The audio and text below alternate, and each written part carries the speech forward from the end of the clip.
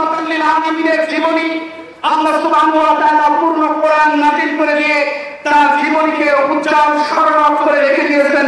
আওয়াজ দিয়ে বলুন আল্লাহু আকবার। সেই কোরআনে কারিমের একটি আয়াত কারিমা আপনাদের সামনে আমি তুলে ধরে অল্প একটি মিনিট সময় ব্যয় করব।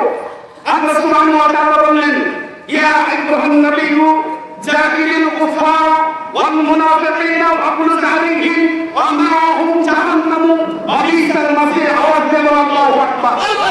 আল্লাহ রাব্বুল আলামিন বিশ্বনবী রাহমাতুল লিল আলামিনকে ডেকে বলেন, হে নবী, আপনি পূর্ণ শক্তি নিয়ে কাফের ও মুনাফিক উভয়ের মোকাবেলা করো এবং তাদের প্রতি কঠোর হও।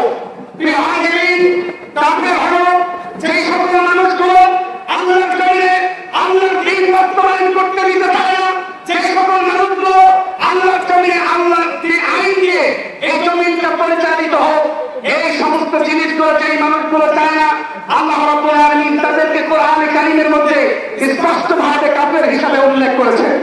সম্মানিত উপস্থিতি, আলাইকুম। আল্লাহ রাব্বুল আলামিন সেই কথা বলেছেন, হে নবী, আপনি পূর্ণ শক্তি নিয়ে এই কাফির এবং মুনাফিক যারা আছে তাদেরকে মোকাবেলা করবেন এবং তাদের বিরুদ্ধে আপনি কঠোর হবেন।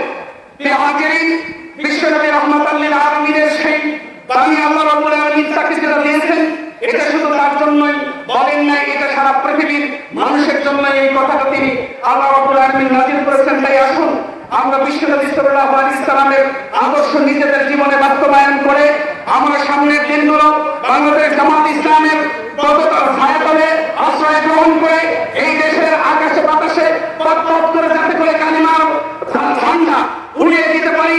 আল্লাহ রাব্বুল আলামিন আমাদের সকলকে যেন সেই তৌফিক দান করেন।